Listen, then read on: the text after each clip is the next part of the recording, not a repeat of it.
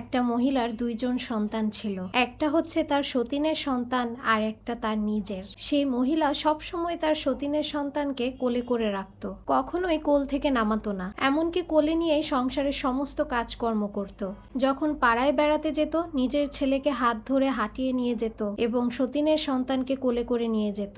সতীনের সন্তানের প্রতি ভালোবাসার এই বিরল দৃষ্টান্ত দেখে এলাকার সমস্ত লোকেরা সেই মহিলার প্রশংসায় একেবারে পঞ্চমুখ হয়ে উঠল। সবার মুখে একই কথা, এই মহিলার মতো ভালো মহিলা আর নেই।